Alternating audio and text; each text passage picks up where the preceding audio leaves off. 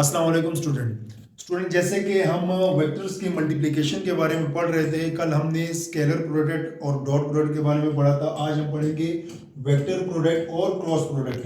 Cross product क्यों कहते हैं? क्योंकि क्रॉस जाहिर करते हैं तो क्रॉस प्रोडक्ट कहते हैं। तो आइए शुरू करते हैं। सपोज हमारे पास दो वेक्टर्स हैं, A cross B is equal to A B sine of theta N. ठीक है, A cross B is equal to A B sine of theta N. अब एन क्या है? एन हमें बताता है डायरेक्शन, जो कि यूनिट वेक्टर है। ये हमें डायरेक्शन के बारे में बताता है। तो A cross B is equal to A B sine of theta N unit vector. N unit vector क्या है? ये यूनिट वेक्टर है जो कि हमें डायरेक्शन बताता है। ठीक है, तो इसकी भी बहुत सारी एग्जांपल्स हैं। ये तब जब दो वेक्टर्स आपस में मल्टीप्लाई होते हैं तो उनका जो रिजल्टेंट आता है वो भी एक वेक्टर ही होता है, इसलिए इसको बोलते हैं वेक्टर प्रोडक्ट और क्रॉस प्रोडक्ट। ठीक है, तो चलिए अब देखते हैं इसकी एग्जांपल। ठीक है, अब आप लोगों ने पढ़ा होगा torque is equal to F cross R. अब ये देखिए, एफ क्या है? Vector quantity. आर क्या है?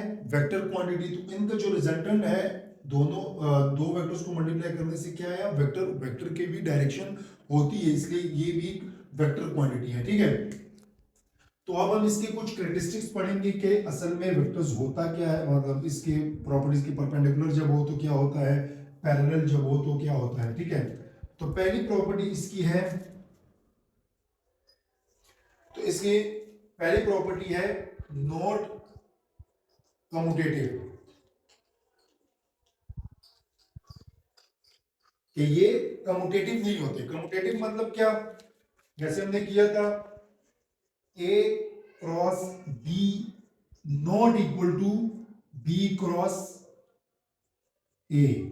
ठीक है, तो ये इक्वल नहीं होते, ये इक्वल नहीं होते। क्यों इक्वल नहीं होते? इस एन की वजह से, क्योंकि इनकी डायरेक्शन बिल्कुल अलग होगी। तो ये ऐसे होगा कि A cross B is equal to minus B cross A. Suppose हमारे पास दो वेक्टर्स हैं, एक वेक्टर ये है और एक वेक्टर, फॉर एग्जांपल एक वेक्टर ये है। ठीक है, इसको मैं ए नाम दे देता हूं और इसको मैं बी नाम दे देता हूं। अच्छा, एन यूनिट वेक्टर के बारे में बताऊं कि एन यूनिट वेक्टर की डायरेक्शन फाइंड कैसे करेंगे। फॉर एग्जांपल हमारे पास ये प्लेन है, एक ये वेक्टर और ये वेक्टर। तो आपने फाइंड करना है राइट हैंड रूल से। राइट हैंड रूल से कैसे अप्लाई करेंगे कि अपनी जो उंगलियां हैं, उंगलियां, ठीक है, इसको ए से बी की तरफ लेके जाओ, ए से बी की तरफ। तो कैसे लेके जाएंगे ए से बी की तरफ? इस तरह। ठीक है, ए से बी की तरफ। तो मेरी जो उंगली होगी ना, वो अगर आप देखो ये बोर्ड से बाहर आ रही है। ठीक है, क्योंकि यहाँ मैं 3D ड्रा नहीं कर सकता, तो ये बोर्ड से बाहर आ रही है। ठीक है, तो ये हमें क्या बताता है? एन की डायरेक्शन के एन किस तरफ होगा। आपकी जो उंगलियां हैं, जिस वेक्टर से आपने करना है, मतलब फॉर एग्जांपल आपने ए से बी की तरफ जाना है तो उंगलियां उसी तरफ करेंगे, या बी से ए की तरफ जाना है तो भी उंगलियां बी से ए की तरफ करना है। ठीक है, तो कल उंगलियां जो होंगी वो शो करेंगी आपके वेक्टर्स को, और जो आपका थंब होगा वो शो करेगा एन यूनिट वेक्टर की, इन यूनिट वेक्टर की डायरेक्शन क्या होगी। ठीक है, तो अब हम इसको सॉल्व करने की कोशिश करते हैं। देखें, अब ए क्रॉस बी। अब ए क्रॉस बी तो मैंने कर दिया, तो इसका आंसर मेरे पास आया A cross B is equal to A B sine of theta N unit vector. ठीक है, अब दूसरा मैंने क्या किया? पहले ए क्रॉस बी किया, मतलब ए को मल्टीप्लाई की बी से। ठीक है, तो इस तरह मैं गया, मतलब मैंने ये अपनी उंगलियां ए से बी की तरफ मैं लेके गया, ए से बी की तरफ। ठीक है, तो मेरे पास डायरेक्शन इस साइड पे आ रही है। फिर मैंने क्या किया? बी क्रॉस ए, तो A B sine of theta N unit vector. अब अगर आप देखो बी से ए की तरफ, ये देखिए, तो पहले जो एन यूनिट वेक्टर था उसकी डायरेक्शन इस साइड पे थी, और अब इस साइड पे आ रही है, इसका मतलब कि दोनों आपस में बराबर नहीं हो सकते। ये मैंने नेगेटिव क्यों लगाया, नेगेटिव इसलिए लगाया कि दोनों एक दूसरे के बिल्कुल ऑपोजिट है।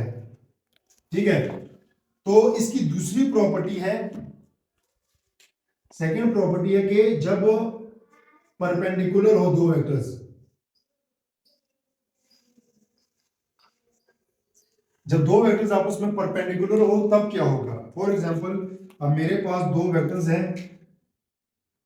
एक वेक्टर ए और बी। अब मेरे पास ये दो वेक्टर्स हैं, दोनों एक दूसरे के परपेंडिकुलर है, 90 डिग्री है। ठीक है, तो ये जरा ओपन करो, A cross B is equal to A B sine of 90 और एन यूनिट वेक्टर। तो इसका रिजल्टेंट आया ए बी साइन 90 कितना होता है, साइन 90 होता है 1, तो आंसर आएगा A B N unit vector. ठीक है, तो इसका मतलब कि जब दो वेक्टर्स आपस में, वेक्टर प्रोडक्ट में जब दो वेक्टर्स आपस में मल्टीप्लाई होते हैं और वो एक दूसरे के परपेंडिकुलर होते हैं, तो उनका जो रिजल्टेंट होता है वो होता है मैक्सिमम, मैक्सिमम रिजल्टेंट आता है। ठीक है, अब फर्ज करो हमारे पास दो वेक्टर्स आपस में पैरेलल है। ठीक है, दो वेक्टर्स मेरे पास पैरेलल है, पैरेलल वेक्टर्स है, तो क्या होगा जब दो वेक्टर्स मेरे पास पैरेलल हो, पैरेलल हो तो क्या होगा, तो आएगा A cross B is equal to A B sine of 0 N unit vector, sine 0 होता है 0, तो ये हो जाएगा 0। तो इसका मतलब कि जब दो वेक्टर्स आपस में पैरेलल हो वेक्टर प्रोडक्ट में, तो उनका जो रिजल्टेंट आता है वो होता है 0। ठीक है, अब हम यही पहले कल जैसे टॉपिक में किया था कि रेक्टेंगुलर कंपोनेंट्स निकाले, तो इसके भी रेक्टेंगुलर कंपोनेंट निकालेंगे। तो चौथी प्रॉपर्टी आ जाएगी कि रेक्टेंगुलर कंपोनेंट्स के जरिए कैसे कर सकते हैं। ठीक है, तो फर्स्ट करते हैं, हमारे पास दो वेक्टर्स हैं, ए हमारे पास है A X I unit vector plus A Y J unit vector plus A Z K unit vector. B है B X I unit vector plus B Y J unit vector plus B K B Z K unit vector. ठीक है, मेरे पास दो vectors हैं, इनको simple अगर आपने multiply करना है तो ए क्रॉस बी, इनका सिंपल डिटरमाइन निकाल देना है। ठीक है, डिटरमिनेंट के थ्रू इनको कर देना है आई जे और के। ठीक है, अब मैं इधर ये लिख देता हूं A X A Y A Z B X B Y B Z. ठीक है, तो इसको सॉल्व कैसे करना है, तो सॉल्व ऐसे करेंगे, ये मैं इरेज कर देता हूं। तो सॉल्व ऐसे करेंगे कि फॉर एग्जांपल पहले हम आई को करते हैं। ठीक है, जब आई को करेंगे तो इस वाली लाइन को बिल्कुल छोड़ देंगे और इन दोनों को आपस में क्रॉस मल्टीप्लाई कर देंगे इस तरह। जब आई को लेंगे तो इन दोनों को आपस में मल्टीप्लाई कर देंगे, कैसे, ये हो जाएगा हमारे पास ए Y B Z minus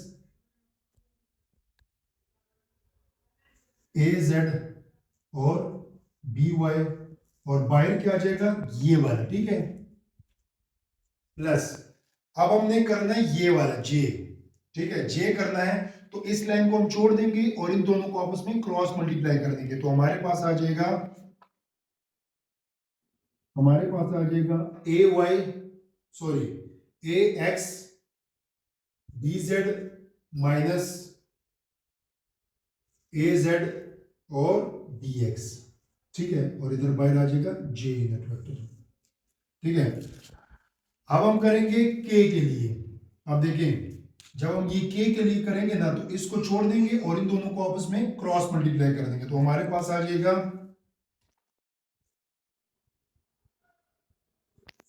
ax by minus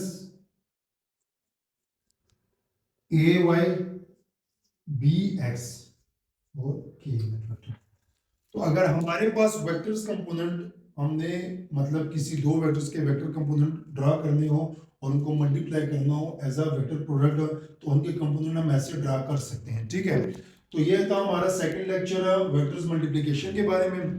तो पहला टॉपिक हमारा था कि स्केलर को वेक्टर के साथ कैसे मल्टीप्लाई करते हैं, उनका रिजल्टेंट क्या आएगा, फिर दो वेक्टर्स को जब मल्टीप्लाई करते हैं उनका रिजल्टेंट वेक्टर स्केलर आए तो उसको स्केलर प्रोडक्ट कहते हैं। आज का हमारा टॉपिक था कि जब दो वेक्टर्स को आपस में मल्टीप्लाई करते हैं उनका रिजल्टेंट वेक्टर ही आता है, उसको बोलते हैं वेक्टर प्रोडक्ट और क्रॉस प्रोडक्ट। फिर हमने इसको सिंबलाइज कैसे करते हैं, इसको किस चीज़ से जाहिर करते हैं, साइन थीटा आता है, एन क्या होता है, यूनिट वेक्टर, बहुत सारी चीज़ें पढ़ी। कोई भी क्वेश्चन हो तो आप कमेंट बॉक्स में कर सकते हैं।